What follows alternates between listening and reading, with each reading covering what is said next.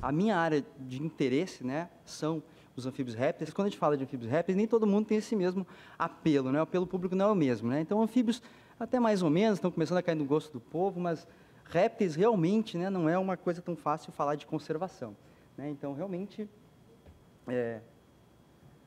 as pessoas têm ainda um medo, então, falar de conservação de anfíbios répteis. Então, eu vou mostrar aqui, trazer um pouco dos exemplos que eu estou trabalhando com anfíbios répteis, identificação de áreas prioritárias, e para tentar também deixar mais claro essa situação de quão pouco a gente conhece. As pessoas gostam bastante de serpentes, né? Historicamente, elas gostam de serpentes, né? Então, assim, esse é um grupo interessante quando a gente fala de conservação, tá? A gente tem que, às vezes, abordar de uma maneira diferente. Então, quando eu falo que tem uma espécie de jararaca, uma das maiores espécies de jararaca, a maior que ocorre no Brasil, jararaca-sul, extremamente comum aqui em São Paulo, em várias áreas. Lá no Rio Grande do Sul, a gente acha que ela está ameaçada, né? Eu falo que tem uma jararaca ameaçada, as pessoas não dão muita bola, né? Então, você acha que bom, né? Muita gente acha que bom que está ameaçada a jararaca, tá? Então, assim, em geral, esse é o contato das pessoas com as serpentes, tá? Mas, então, assim, a gente se deu em conta, existe um grande desconhecimento das pessoas locais do gaúcho em relação à sua diversidade, né? A importância dessa diversidade, mas a gente está vendo que isso não é só culpa deles, a gente ainda sabe muito pouco sobre essa diversidade, né? As paisagens, inicialmente, para quem vem de fora do bioma, para quem vem especialmente das regiões montanhosas do Brasil, né? Acha uma paisagem muito homogênea e grande parte dela é extensões planas. O próprio nome Pampa, né, vem disso, né? Vem do Quechua, que significa áreas planas, né? Mas a gente está vendo que, na verdade, ele não é tão homogêneo assim. A gente tem regiões com formações geológicas muito distintas, com tempos de origem muito distintos, né? Mas, claro, grande parte dele é coberto por grandes extensões, né, de vegetação rasteira, né? Mas a gente está se dando em conta que ele não é tão homogêneo assim. Isso está se refletindo nos nossos encontros de espécies, de endemismos que não eram conhecidos. É uma coisa interessante, né? Um bioma tão pouco conhecido, talvez muitos de vocês não conheceram, né? E foi reconhecido, então que feliz, né? A gente ficou muito feliz que ele foi reconhecido. Aí eu tirei essa foto aqui, mais ou menos numa área bem central no bioma Pampa do Rio Grande do Sul, e os eucaliptos, né? Então, assim, para todo lado que a gente olhava tinha eucalipto. Então, realmente, eu achei essa foto bem didática, eu tive que parar o carro para fotografar, né? E eu acho que realmente, então, a gente está atrasado na identificação, tanto da diversidade do bioma Pampa, quanto de entender as ameaças que ele vinha sofrendo historicamente, né? A gente tem, então, essa grande paisagem típica aqui, com áreas abertas, que, como o pessoal diz, um poeta gaúcho diz, né, que a gente enxerga, né, o céu fincado no chão. Então, a gente quase não tem grandes montanhas nessa região, então a gente consegue enxergar ao longe, então dá essa impressão de que o céu está chegando muito perto do chão. A gente tem hoje um grande percentual dessas formações naturais substituídas por usos. Originalmente, a pecuária, claro, é a vocação da região e ainda é boa parte da região, mas cada vez mais está sendo substituída. Isso a gente vai ver mais adiante, é talvez uma das principais razões da ameaça hoje para o Pampa, né? Essa substituição dessa utilização pecuária, que ainda que era feita e ainda é feita de uma maneira, em grande parte, inadequada, mas uma série de estudos mostram que ela pode ser feita de uma maneira adequada para manter a diversidade e manter essa característica do Pampa. Mas a gente está vendo que, por uma série de razões econômicas, sociais, essa peculiaridade de uso está sendo modificada, principalmente pela agricultura e silvicultura, né, que essa sim está causando alguns impactos bem grandes para o Pampa. Tá? O Pampa, então, não tem só uma biodiversidade própria, ele também tem uma cultura bem própria. Todos vocês conhecem, né, as coisas típicas do Rio Grande do Sul, que são compartilhadas, sim, aí com essas regiões do Uruguai e Argentina. A gente tem algumas coisas muito típicas, né? Então, essa proximidade do homem aí com a utilização do campo, que vem historicamente, que surgiu principalmente com a introdução do gado nos séculos XVI, XVII, né? Então, que ainda hoje grande parte da utilização está baseado nessa introdução do gado aí, né? Uma região que historicamente foi uma região de limites políticos que levou a muitas batalhas. A gente vai encontrar algumas. Isso não é no Rio Grande do Sul, mas isso é no extremo sul lá do Uruguai. Então, a gente encontra remanescentes desse período de defesa e briga entre, né, os limites do Brasil e do Uruguai, né, então, que é uma região bastante interessante, com uma cultura bastante própria. Tá?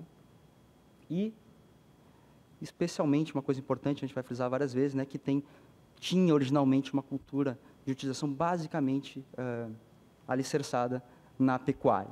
Tá? Assim, a gente, por muito tempo, ignorou a importância dos campos. Eles foram considerados, talvez, a gente não sabe exatamente por quê, mas como uma formação talvez menos importante. Talvez, eu sempre acreditei na nossa percepção maior da perda da floresta, por causa da mudança da paisagem. Eu peguei uma imagem aqui das encostas da Serra Geral no Rio Grande do Sul. Quando a gente perde a floresta, né, ela se modifica para uma formação diferente, ela vira um campo. Tá? Agora, quando a gente altera os nossos campos, às vezes muitas pessoas não se dão em conta dessa alteração, porque a paisagem não muda tanto. Ainda que a gente possa perceber, se a gente olhar de perto, que a composição pode ter mudado muito, que muitas espécies podem ter sumido dali, mas essa percepção é um pouco menor. Essa é talvez uma das razões. Mas isso não é exclusividade nossa, né? No mundo inteiro se percebeu que essas áreas importantes de pastizales, né, ou de pastos, foram negligenciadas. E só mais recentemente se deu uma importância devida para elas em termos de conservação. Essa é uma coisa só para a gente lembrar. Tá? E a gente tem, sim, uma série de alterações hoje no bioma Pampa. Uma das alterações importantes, das conversões importantes desse bioma é o plantio de arroz em quase todas as áreas baixas. Com certeza, nesses cálculos de perda está incluída a substituição, que inclui tanto boa parte do oeste do estado, grande parte do litoral, né, das áreas de planície, e também as áreas de solos mais profundos do centro do estado e toda a região que mais ou menos divide, né, o Rio Grande do Sul em norte e sul, que é a depressão central. Essas áreas estão praticamente, em grande parte, a principal utilização é o arroz. E elas realmente, não só, então, a utilização, mas o grande uso de herbicidas também, então, gera uma série de outros efeitos até bem pouco quantificados a respeito disso. Só para mostrar para vocês, então, isso aqui é a produção de arroz de 2004 a 2006, a gente pode ver que a grande parte da produção está aqui, e eu destaco, então, o oeste do Rio Grande do Sul, essa região central e, principalmente, o sul aqui do estado. Né? A pecuária também tem um efeito importante nas alterações do campo. Eu falei para vocês que ela é a vocação do Pampa, ela pode ser importante, mas também ela pode ser aplicada de maneira muito errada e vem sendo aplicada de maneira errada por uma série de razões, né? Tanto pelo o manejo do gado, quanto pela aplicação de herbicidas para substituição do pasto. Tá? E ela também está no Rio Grande do Sul, centrada principalmente em cima do bioma Pampa. Então, grande parte da produção vem do sul do Brasil. Para você ter uma ideia, eu achei algumas estatísticas que 50% do arroz produzido no Brasil vem do Pampa, vem do Rio Grande do Sul. Né? E também boa parte da pecuária. Claro que os gaúchos se expandiram pelo Brasil afora e levaram junto, né, as suas culturas e a sua destruição. E hoje a pecuária não é tão mais importante assim só no Rio Grande do Sul, mas ainda é extremamente importante aqui. Né? E quando a gente compara, por exemplo, com outros usos, como soja, que onde ele entra, ele extremamente, substitui extremamente, de maneira grave, né, os campos, ele está principalmente centrado nas partes mais elevadas. Só para mostrar, então, essas áreas aqui são áreas onde hoje a gente praticamente não encontra mais áreas naturais de campo, completamente substituídas. Né? Tá? E, mais recentemente, acho que uma das coisas que mais chamou a atenção da gente para a conservação dos pampas, acho que o que alertou os pesquisadores para estudar melhor, entender as perdas, né, de biodiversidade no pampa, foi um recente incentivo do governo gaúcho, acho que cerca de pouco menos de uma década, houve um incentivo, a metade sul do Rio Grande do Sul, que corresponde ao Pampa, é considerada uma região mais pobre, e cada governador que entra, né, cada governante pensa uma maneira de melhorar aquela região. E uma grande ideia, né, que um dos nossos governantes teve foi inserir em larga escala a silvicultura em cima do Pampa. Né? Então, uma série de empresas se instalaram no Pampa, compraram grandes extensões de área, antes que fosse feito um zoneamento para saber quais as áreas, onde era possível, qual era a carga possível disso. Né? Na verdade, deu uma grande disputa política no Estado, porque esse zoneamento foi feito, mas houve uma grande pressão dessas empresas para que ele não fosse adotado. E ele nem se pode dizer que ele era um zoneamento restritivo, né? Ele simplesmente indicava algumas áreas que não deveria ser usado. Mas, então, acho que isso aqui, se tem alguma coisa de bom na silvicultura, foi que ela despertou a nossa atenção para a conservação do pampa. Tá? E, obviamente, a gente substituir uma paisagem campestre por uma floresta extremamente densa como essa, causa efeitos óbvios.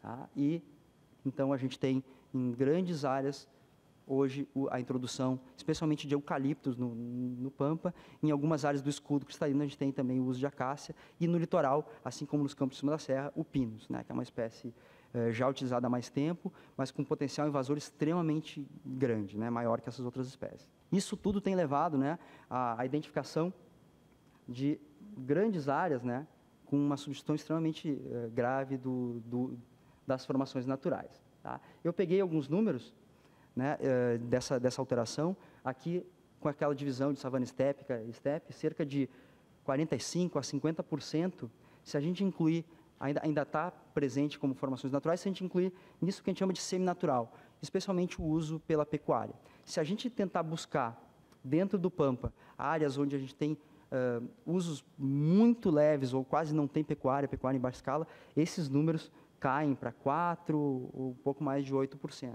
Então, a gente realmente quase não tem mais áreas que não têm utilização no Pampa. Ele é realmente extremamente utilizado. Tá? E, claro, então isso aqui é só para marcar, né, o que tem mantido ainda boa parte dessas áreas que a gente poderia chamar de semi-natural e que estão mantendo boa parte da biodiversidade é ainda a utilização pela pecuária.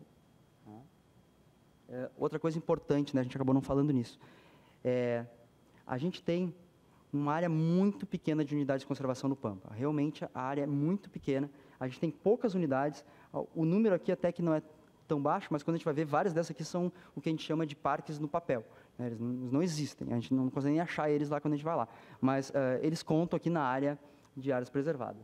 Se a gente converter isso aqui para quilômetros quadrados e comparar com a área de Pampa, a gente vai ver que a área de proteção dentro de unidades de conservação de proteção integral é menos de 0,6%. Se a gente incluir o sustentável, porque a gente tem uma grande APA, né, que praticamente não tem controle nenhum, aumenta para 1,8%. Se a gente for pensar que a meta nacional é de 10% de área preservada dentro de unidade de conservação para cada bioma, com exceção da Amazônia, que é 30%, a gente está muito longe disso e provavelmente pensar em chegar perto disso é uma utopia. Né? A gente realmente não vai chegar perto disso.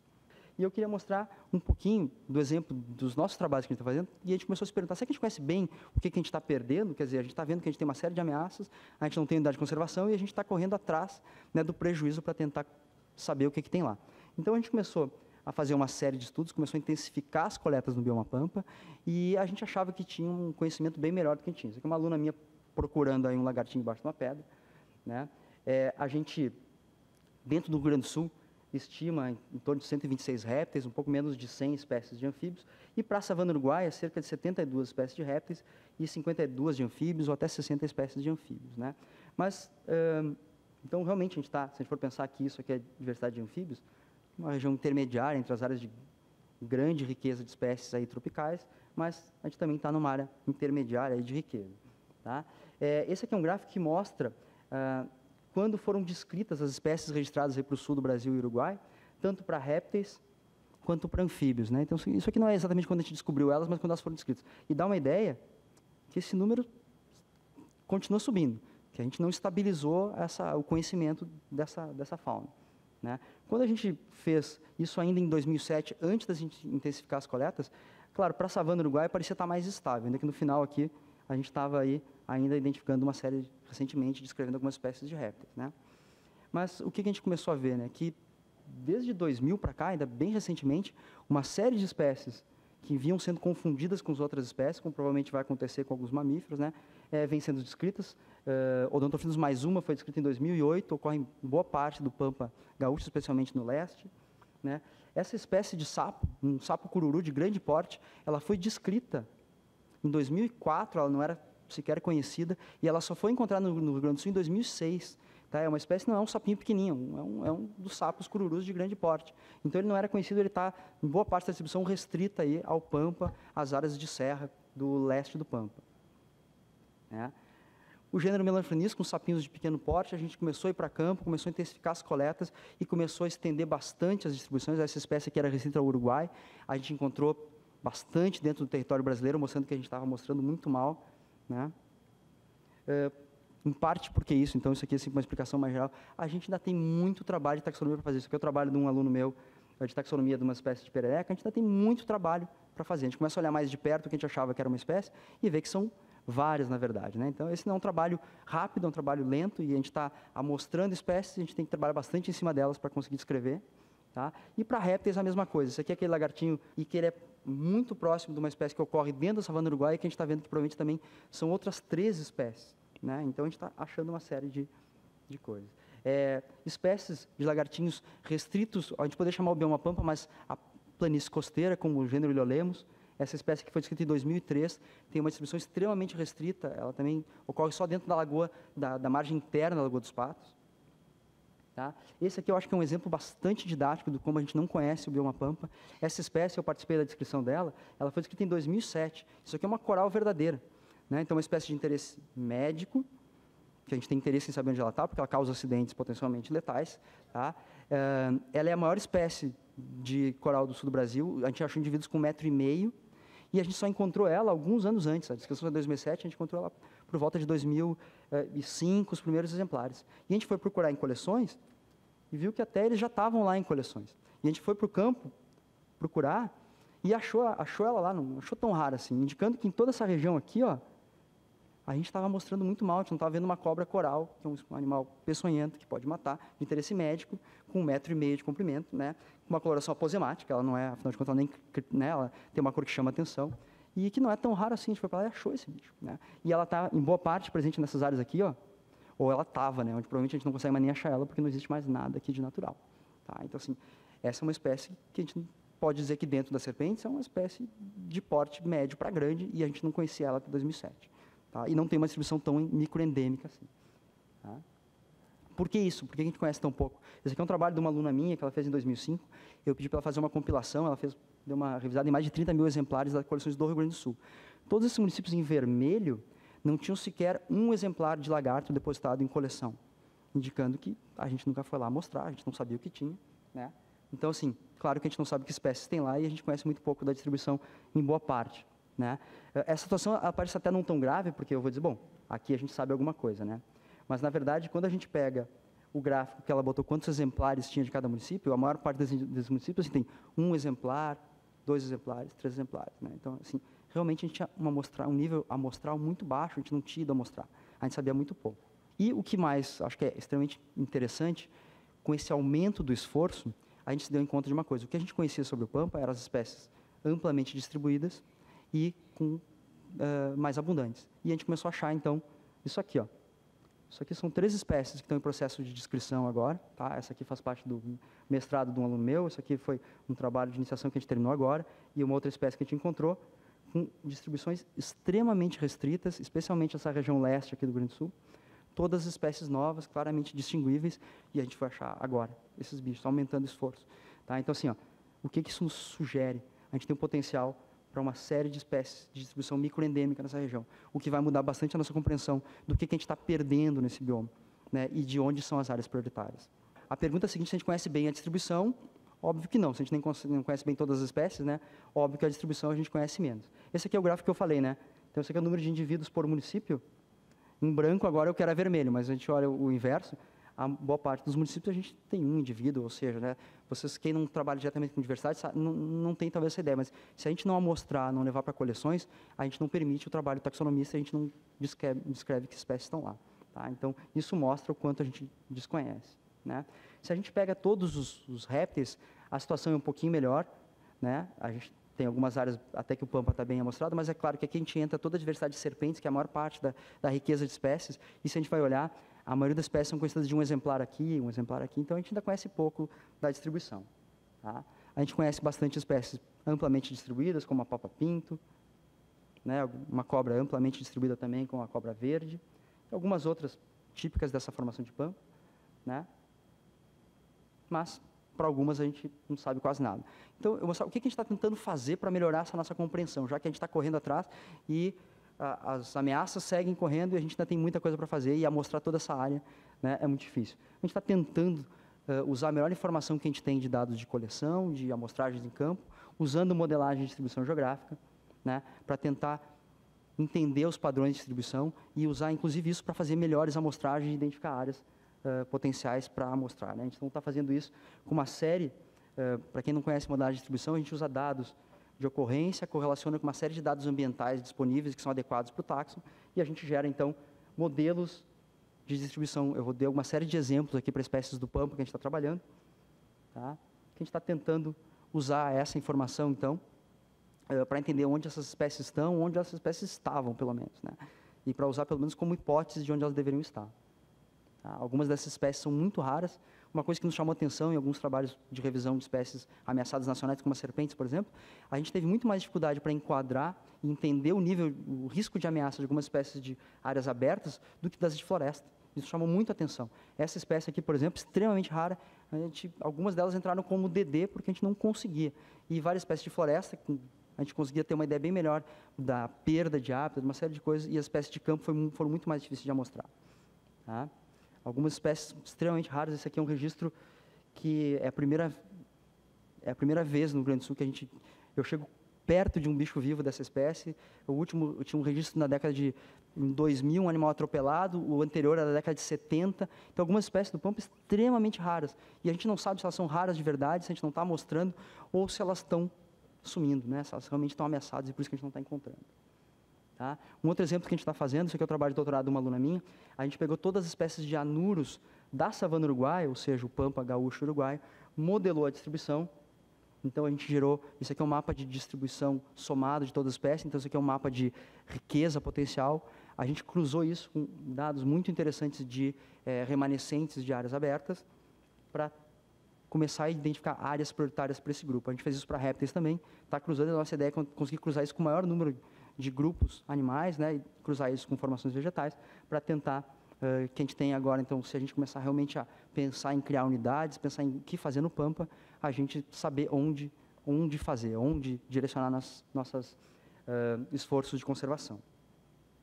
Tá? Então, bom, eu acho que, só para sumarizar aqui, né, ficou claro que a gente tem uma pequena parcela do pampa dentro de unidades de conservação, que se a gente quer conservar o pampa, provavelmente a gente tem que fazer isso fora de unidades de conservação, é provavelmente utópico pensar que a gente vai botar 10% do pampa brasileiro dentro de unidades de conservação. Né? A gente tem uma perda de áreas naturais, recentemente acelerada por uma mudança do potencial do pampa, que é uma mudança de pecuária para outros usos, como a silvicultura, que gera uma perda clara de espécies. A gente tem alguns trabalhos sendo feitos agora, pouca coisa publicada, mas, por exemplo, um trabalho de ecologia de lagartos em cima de afloramentos no pampa. Eu não sei se é por sorte ou por azar, uma colega minha estava orientando uns trabalhos com os alunos numa área que era uma área de afloramento, ela estava estudando a ecologia de uma espécie de lagarto, e essa foi uma área comprada por uma das papeleiras e que eles plantaram. E ela seguiu com o trabalho e foi vendo todo o efeito, né, do crescimento do eucalipto, não só ao redor desse afloramento, porque eles plantam em cima do afloramento também. Né? Então, assim, agora, praticamente, a gente não enxerga mais o afloramento, são espécies que dependem do sol para sobreviver, espécies totalmente heliófilas, né, e que hoje está totalmente sombreado. Né? Então, assim, a gente está vendo isso, esses são os primeiros trabalhos, acho, mostrando lá na região a exclusão de algumas espécies pela silvicultura, mas isso é uma coisa bastante óbvia, porque a mudança na paisagem é bastante drástica. Né? E a gente também tem uma diversidade subestimada, eu acredito, tá? E que a gente ainda não conhece, especialmente os padrões de microendemismo, que vão ser extremamente importantes para definir áreas prioritárias para a conservação. A gente tem uma série de alternativas, claro que a criação de UCs sempre é importante, mas como uma discussão muito importante que tem surgido lá no Rio Grande do Sul, quem trabalha com campos, é assim, será que as nossas unidades de conservação hoje, o modelo que a gente tem de unidades, possíveis pelo nosso sistema de unidades, por exemplo, que impede o manejo pelo fogo ou pelo gado, será que ele é ideal para manter o campo, ou a gente vai estar acabando tirando esse distúrbio que é extremamente importante para a manutenção do campo. Tá? E uma outra coisa extremamente importante que parece, né, eu não sou um especialista no uso na pecuária, mas o problema hoje da pecuária é um uso inadequado.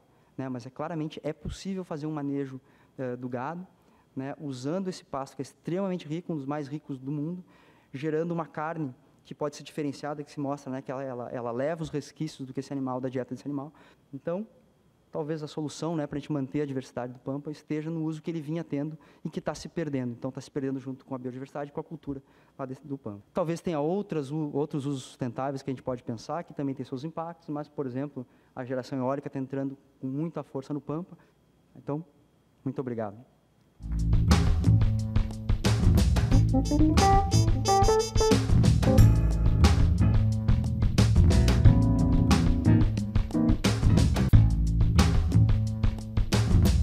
Thank you.